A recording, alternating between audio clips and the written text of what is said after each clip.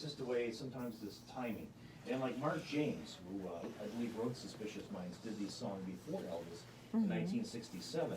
And then, of course, Elvis did it in '69. It was a #1 song for him. That went crazy. And Scott Roeder, our next guest that we're going to talk to, Dawn's going to stick around. It's kind of like Merv Griffin, where everybody's on the couch. Yeah. Just kind of relaxing. Scott's looking at some of the Frank Zappa. I know, really cool stuff you have in here, Ray. Scott, we have so much stuff, it is overwhelming. It's insane. If you look behind you, you can see literally 10,000 Yeah. albums. Wow. Those things move.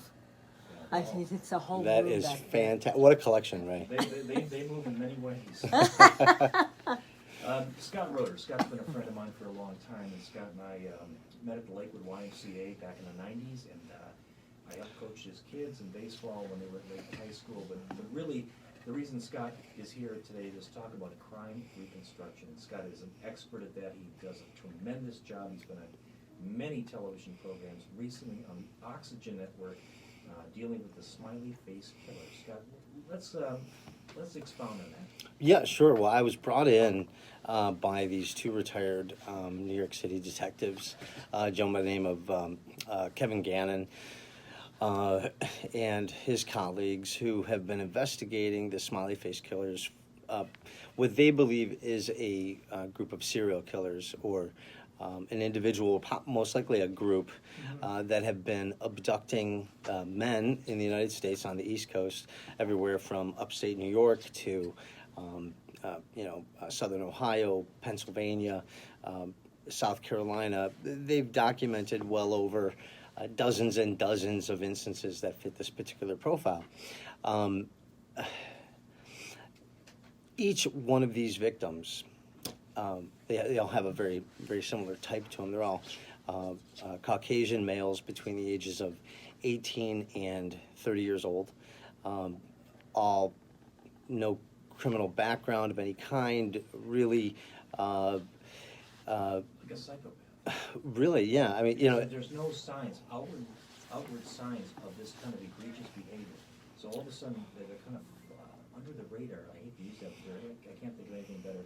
But they kind of hide themselves in plain sight. They really do. And it's interesting because, last night, I just so happened to be watching Netflix, and I was watching the Bundy tapes. Oh, yeah. I don't know if you've seen that, but really fascinating when, most people think of, killers as these people that are crazy on drugs, and they're out there, going back to, how it's sensationalized, Jackie Redmond. or the Mad Butcher of Kingsbury Run, which Which we'll get into. we can talk about that later. Yeah. Matter of fact, they had going back to the Mad Butcher, I had this old Plain Dealer article, Cleveland Plain Dealer article from the Great Depression, or the Cleveland Press possibly back then.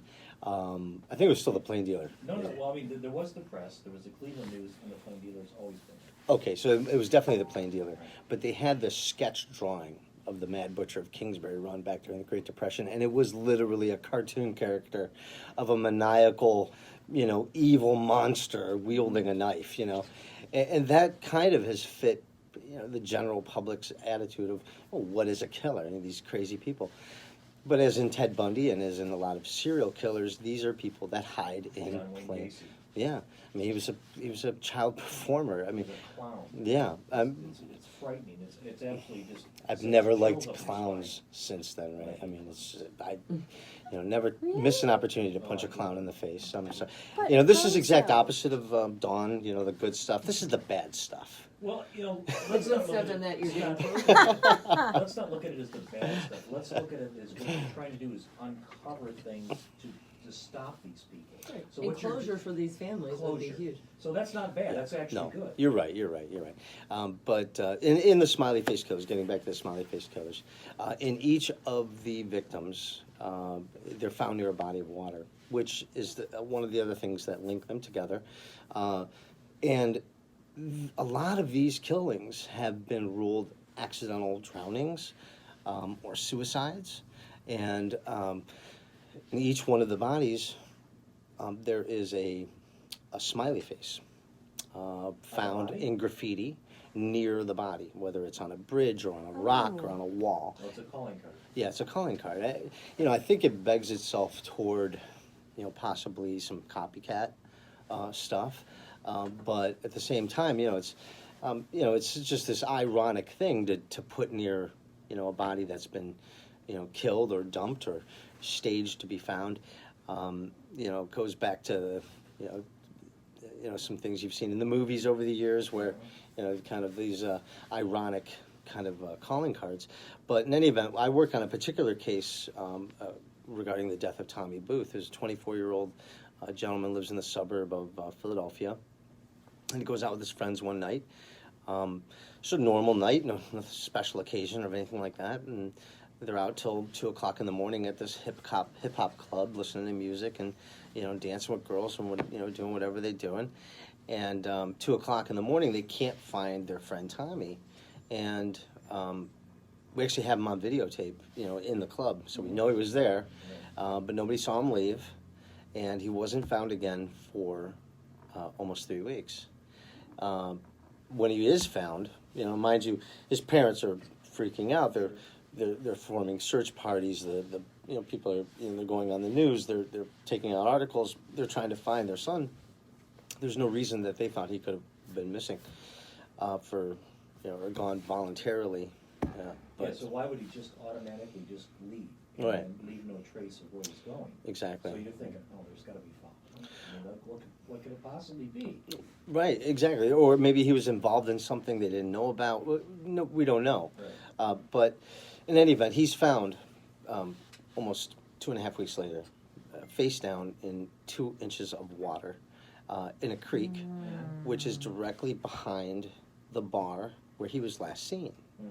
And on the back of the restaurant, or the back of the bar, it's kind of in a strip mall outside of Philadelphia. In the back of literally on the back of the building itself, Right. is a graffiti smiley face. Now, So let me ask you this. yeah, go ahead. The different, because these happened in different places in the country. Yeah. Now, the one in Chicago, the people in Philadelphia, how would they have heard of that? I mean, it would have been difficult for them to know all the details of that. So that's why I don't think it's a copycat. Well, you're right. It is possible that it could not be a copycat. People that do these kinds of things are usually pretty smart people, pretty well-researched people that are looking to get away with it. Yeah, meticulous. Because if you're going to pull off a random crime, that's not that's something you can plan, right? That's why random crimes and serial killers are so difficult to catch, because they have no direct link to the victim.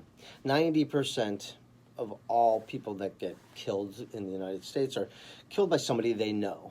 It's usually crimes of passion. Husbands and wives, family members, relatives, so on and so forth. There's always a link. So serial killers are difficult to catch because there's no direct link to the victim themselves, so the evidence is difficult. So one of the problems that we had in this case, and that Kevin Gannon and his team have had, is that a lot of these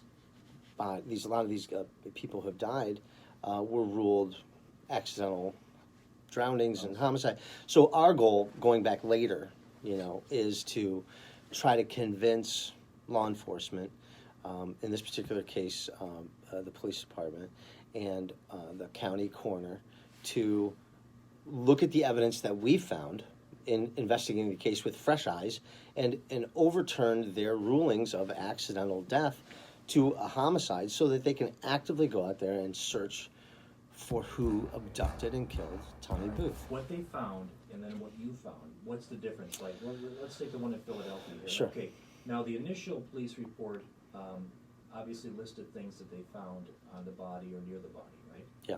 Okay, what did you find that the police in Philadelphia didn't? Well, we found the same things. That's the thing. But Okay. our interpretation All right.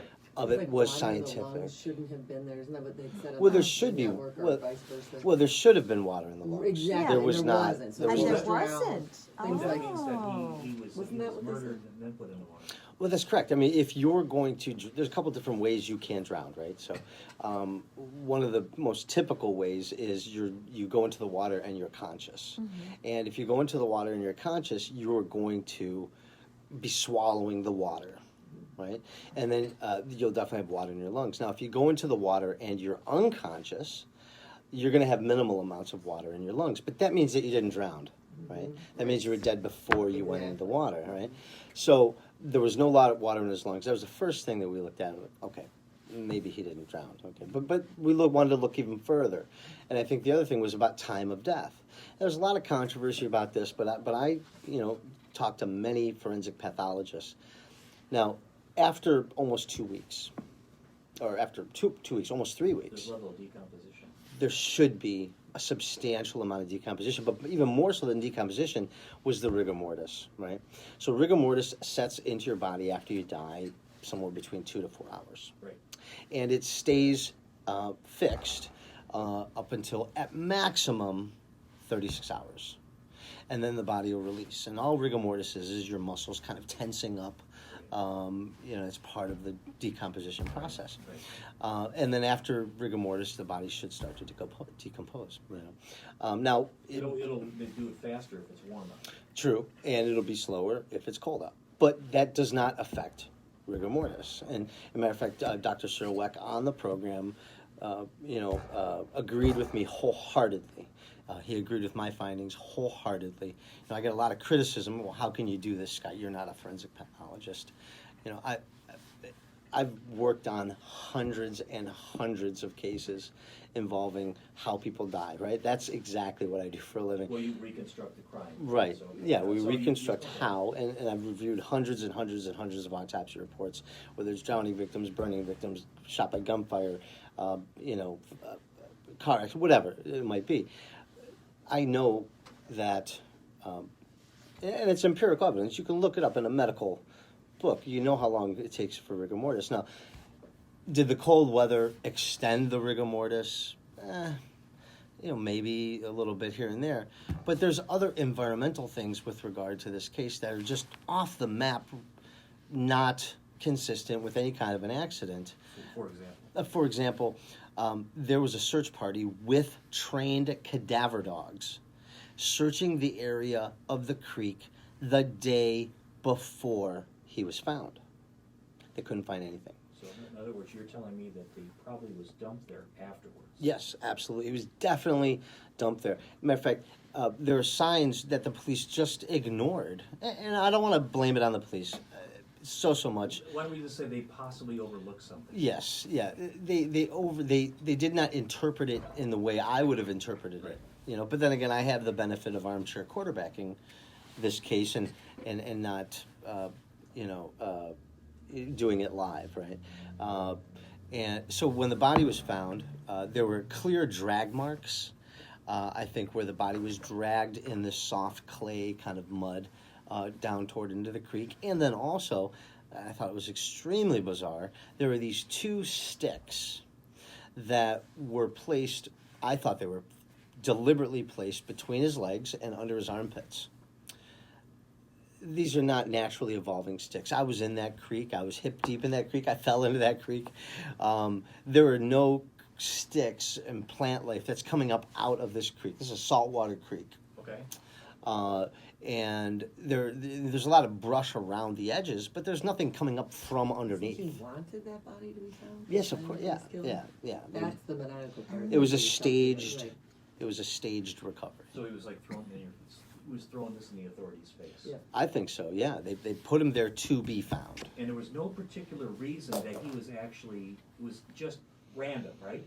I think it was random, but the family, there was some suspicion, and I didn't know about this actually until I saw the show on Saturday.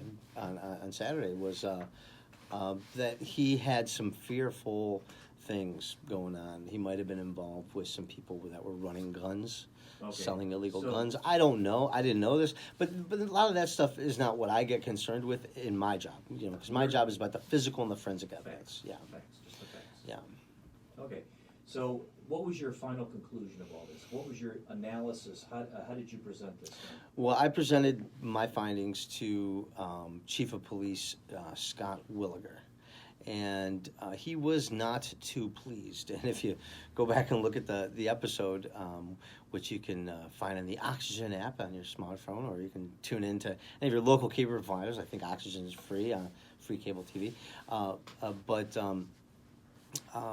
gave a presentation to Captain Williger about my findings. He was not happy at all because a very rigid guy, nice guy, but kind of guy who's got a Donald Trump bobblehead on his desk. And Let's not go there yet, we can't mention that, sir. oh, I'm sorry. Is it too soon? No, we can't talk politics. Politics. Okay. Let's just mention it, let's move on. We'll cut that. It's not a podcast. So in any event, a very rigid individual, and I knew he was going to be somewhat hesitant to our findings, and he was. He was very hesitant. But anyway, my findings were this: that Tommy Booth did not die of drowning. Tommy Booth did not die in that creek, and that he was we don't know where he was, we don't know who took him, but he died from some other cause, which we still haven't been able to figure out what his cause of death is. And then after he died, approximately 24 hours before he was recovered, he was dumped in that creek. And I think that is a fact. All of those things are facts, and I think I've proven those to be facts. Let me ask you this question. How about the toxicology report? The toxicology report for Tommy was, he had alcohol in his system. Not enough, though? Not enough to make him, be unconscious, but that doesn't even matter to the extent of, the preservation of the body and rigor mortis and nobody finding him there the day before and so on and so forth. I mean, he was at a club drinking until 2 o'clock in the morning, so he's going to have some alcohol in his system. Somebody for sure. could argue the fact that, this is far-fetched, that he could have had some kind of aneurysm or something like that and passed out. That which I doubt, but I'm saying that could... You can make those arguments. I mean, anything is... One thing that I've learned, and one of my mentors and good friends, Dr. Henry Lee, taught me, is there's no impossibilities. Anything's possible, but that's not what we do. We're not talking about possible. We talk about probabilities within a scientific certainty. Right. And so anything's possible. People can convince themselves of a lot of different truths, of their alternative truths, but there's only one certain set of facts. Right. You're listening to WCSB Cleveland. We don't have a lot of time, Scott, but let's go into the Kingsbury Run. Okay. Yeah, sure. Well, I'm doing a documentary currently. I did a documentary about 10 years ago called Elliot Ness, the Cleveland Years, the Mad Butcher of Kingsbury Run. And it's the most famous, one of the first documented serial killer cases here in the United States. Right. Elliot Ness, after taking down Al Capone and his empire in Chicago, he Right. comes to Cleveland, and his goal was to make it safer. He installed traffic lights and parking meters. He modernized the police force. Cleveland went from the nation's most dangerous city, Really? and in 2 years, got the National Safety Award. And right at this time, the Great Depression hit. And Cleveland was the very first city to go bankrupt during the Great Depression. And as a result of that, Cleveland had one of the first and largest Hoovervilles, shanty villages of all these people who just went overnight bankrupt. And so I think that one estimate was 20,000 people were living in the area currently occupied by the steel plant. Republic Steel. By Republic Steel. That area right there was a Hooverville, was a shanty shack town.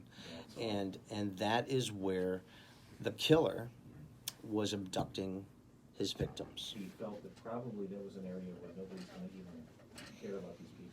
Yeah. I can take whatever I want, nobody will follow up on it. Yeah, because these people were, these aren't addresses. These people weren't collecting mail. These people had lost everything. And in total desperation, families have been fractured overnight. And so these are the perfect place to grab these victims. Yeah. Scott Roeder, our special guest, and of course we've had the lovely and talented Dawn Kendrick here. Dawn and Scott, we have a little time left, but I wanted to say on behalf of our audience, thank you both for being here. My pleasure. Mine too. Well, I'm thinking of Scott, and we go way back like a week. But It's been a great week, though. Dawn. It feels like Again, we met It does. from Ray, right from the weekend. But what occurs to me, and I'm listening to you speak again, is that your business, your livelihood, is the science of it all, and the recreating the scene and stuff. But how much are you constantly faced with your own mortality? Like, and holy God, the randomness of these Sure. murders, and then like we talked about before, how you leave that kind of thing at work and not bring it home. I can't even imagine I would sleep at night doing what you do.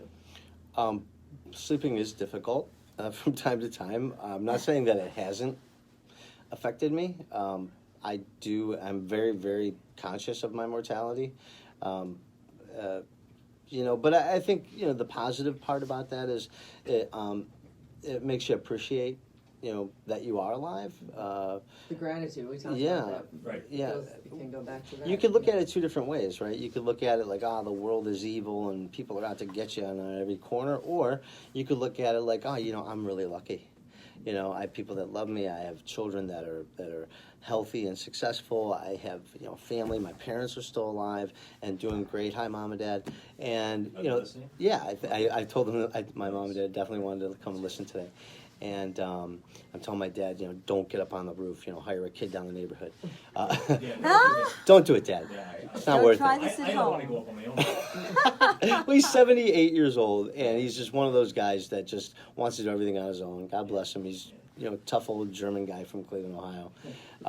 But anyway, no, I'm grateful. To answer your question, I think it makes me wary and skeptical about a lot of different things in the world. But at the same time, I'm grateful for my health and my life. And the reward for getting closure for the families, I imagine. I've had some really amazing things that have happened as a result of my job. Matter of fact, just recently, we represented a guy, I worked on a case, did the reconstruction, represented a guy by the name of Crosby out of Chicago. And he was a victim of this horrible abuse, and I won't get into the details too much of it, but he survived.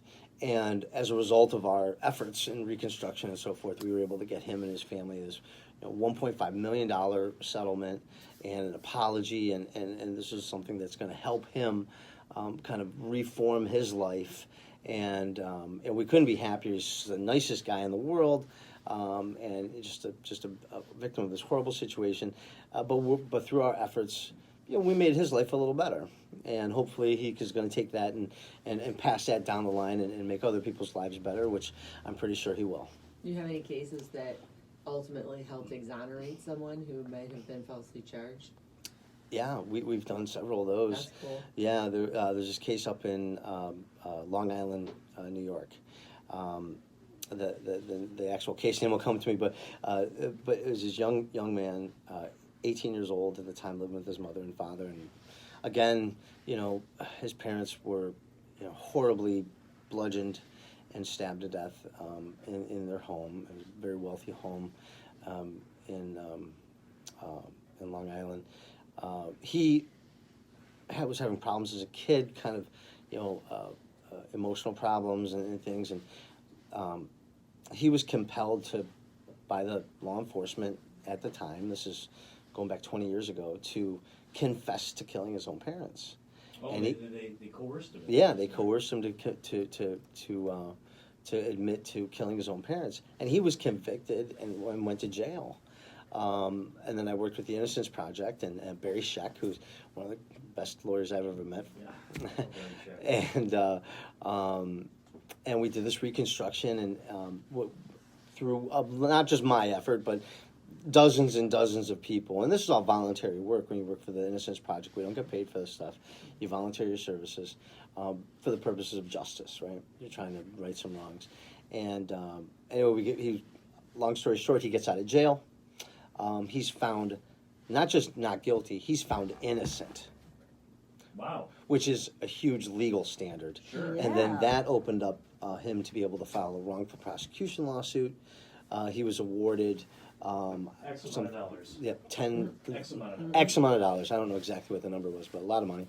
And ultimately, this kid ended up going to law school and is now a practicing lawyer in New York City, fighting for the rights of, and now he's a pro bono legal advocate fighting for wrongfully accused people. Wow. So, Scott, do you have a website where people can go and just read about your story? yeah, absolutely. You can go to evidence-room.net. Evidence-room.net, or you can, go onto YouTube and Google Evidence Room, and I've got a lot of animations and videos and reconstructions. That's cool up stuff. there. You showed me that at the podcast. We'll Yeah. be able to put it up on the screen.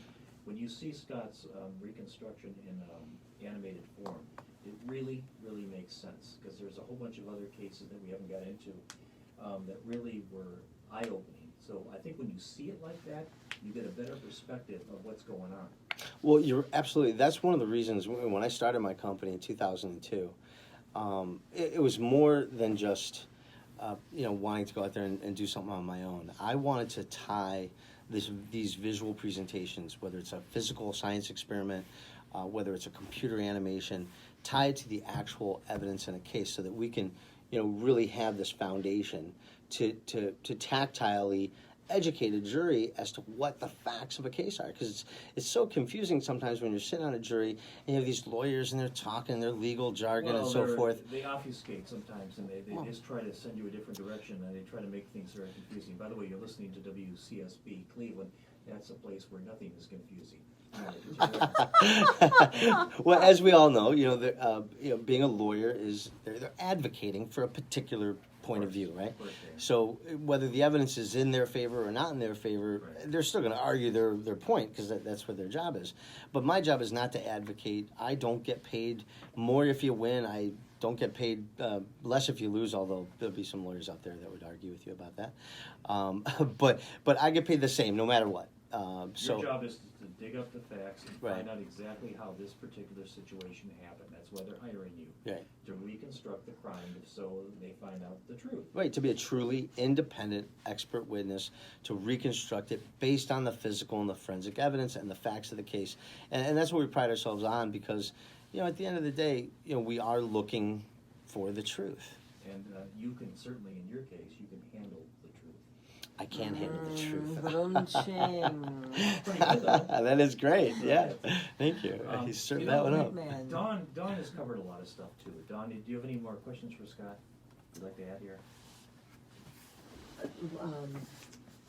I usually have a ton of questions. I told when I didn't realize you were going to be on the podcast, and I was fascinated. Yeah, I was by. Can you talk about the Oscar Pistorius? Sure, we can talk about Oscar. That's, actually, let me explain to our audience. The armchair athlete, Dan, he's given us an extra 10 minutes. So. Excellent. And Dan has a great sports program called the Armchair Athlete. So Dan's a good friend of mine, and he was on the podcast during the football season. So anyway, Dan's given us a little more time. So let's talk about Oscar. Okay, sure. Yeah, I was. I was hired to do a shooting scene reconstruction for the South African Olympic Paralympian athlete Oscar Pistorius. I didn't know who Oscar Pistorius was before I got hired on this case. I don't follow the Olympics that closely, and I certainly don't follow the Paralympics that closely. He was the first Paralympic athlete to compete in the Olympics. That's great. Right. Yeah, he was, and it really it was amazing at the time. Because this is when the technology of like the bionic legs and prosthetics have really just started to hit the scene. Now it's much, much more prevalent. You see a lot of these people that are getting fitted, war veterans and so on getting fitted, and it's really a miracle of science and technology that these people who've lost their legs, whether through an accident or through birth or whatever, are now able to walk and run faster than an able-bodied individual. You would think these people are even super able now in some instances. Do we know how fast he actually ran? That I'm sure we could look that up. Yeah, I guess the fastest human being can run like 20 miles an hour. That's Usain Bolt, right? I would imagine. I would think. Usain Bolt was probably like that, yeah. 20 miles an hour? Is that right? I don't know. I think so. It sounds pretty close, yeah. Miles an hour. Or is that a cheetah? No. No, I think cheetahs can run 28 miles an hour. Yeah. I think we're talking about the fastest human being. Right. Like an all-out sprint. Yeah, that would be Usain Bolt, for sure. Yeah, I could probably do, I don't know, maybe my heyday when I was running every day, maybe 13 miles an hour is my fastest. I think maybe I can do that. Yeah. Not anymore, but at one time I was pretty fast. I mean, at one time. Right. I'm old now. Run, Ray, run! So it was. Good friend. Sorry. Back to movie life. So it was on Valentine's Day. I guess what 20 humans could perhaps run as fast as 40 miles per hour. There's 40. a study that suggests that. 40. Usain Bolt ran 28 miles per hour in a 100-meter sprint. What? 28 for Usain Bolt. 20. Well, Wow. he's of course the exception. Yeah. He's like a rocket. Gone. I've never seen a man run that fast. Unbelievable. Except when I run to the dinner table. Well, Sorry. I'm sorry, go ahead. Myself and one of my employees, Philip McCloskey, and then also I chose to bring with me one of Cleveland's foremost criminal defense attorneys, Marcus Sidoti. Brought him both as a criminal liaison to help me with some of the criminal defense, and also brought him kind of as a bodyguard. Because I wasn't really sure of what my safety was going to be like when I was there. So we landed in Johannesburg, and immediately met with all kinds of paparazzi, and customs was really messing with us because they knew who we are, because it was kind of billed when we landed on the ground. Where I didn't even know this, but I was on the cover of In Touch magazine with the South Africa version or the Africa edition with celebrities and so on, and because they're like the dream team coming from America to work and represent South Africa. And that's let's get our audience to understand this. South Africa is a very different place than America. Oh yeah, I mean, yeah. Of course, it's at the bottom of the continent, and by the way, Africa's got 53 different countries in it. But South Africa, in and of itself, is a very strange place. They have 3 capital cities, which is weird. But the way people live there, it's dangerous. Well, it's very dangerous. I was there post-apartheid, obviously, and Nelson Mandela was kind of on his deathbed at the time. He hadn't quite passed. I think he passed just shortly after. And the white South Africans still very much in charge, even though they're not in charge politically.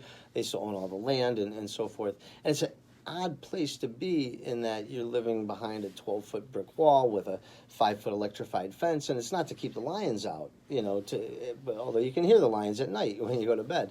It's very dangerous. I wasn't allowed to go outside of our compound without a bodyguard, not even to the mall, They have malls there? Yeah, sure. Yeah. I mean, it's like Johannesburg is a big, beautiful city, kind of like Chicago. Cape Town is, kind of like San Francisco. They have live music and malls, but you have to know the area. You have to be a local. Going to Johannesburg at that time was a little dodgy as an American, because then you're really a mark for being abducted or killed and robbed and so forth. It's a big problem. So in any event, so we go there. We meet with the team, and ultimately, Oscar's version of the events was that. He thought somebody had broken into his house in the middle of the night, and then Oscar had thought that he was kind of blocking this guy in a bathroom, right. And he shot through a closed bathroom door. And unbeknownst to him, a lot of people don't believe this. This is what the whole controversy of the case is. Right. Is it turned out that it was his model, beautiful girlfriend, Reva Steenkamp, hiding in the bathroom, who got shot. And so ultimately, we did a reconstruction. We were able to determine that Oscar's story that he gave was consistent with all the physical and the forensic evidence, and all the experts agreed with us. And the prosecution's case was purely circumstantial, that it was some sort of a vengeful, purposeful killing. In any event, we did a wonderful reconstruction, and I think we proved that what his version was certainly consistent. Now, Oscar was convicted, was found not guilty of murder at the trial, but he was found guilty of culpable homicide, which is like manslaughter, and was sentenced to house arrest for about a year. Now, because this is not in the United States, the government appealed the verdict and found him guilty of murder on appeal, and then sentenced him to jail. And then when he was about to get out of jail after a couple of years, they resentenced him again to even more jail time. So, I'm not sure if he's ever going to get out of jail.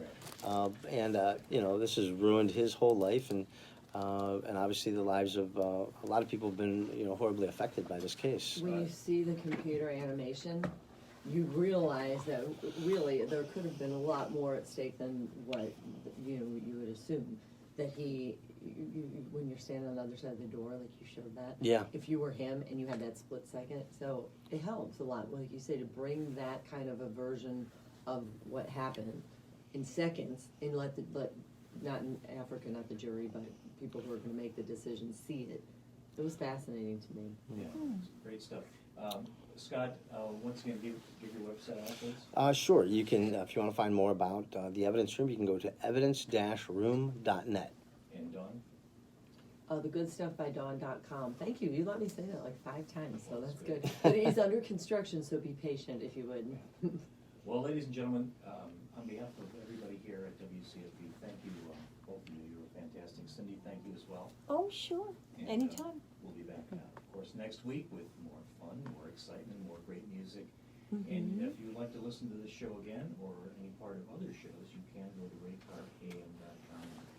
There's a lot of interviews up on YouTube as well, so you can check that out. Yeah, and this will be up later today. Yeah, and all the places that I'm doing busy during the week, so I can't say what they are, but if you'd like to find out where they are, you can check it out there.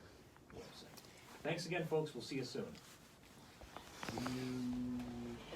Ray We've Carr. been broadcasting live video on Facebook. The Howard Stern of Cleveland, Ray Carr. Howard Stern?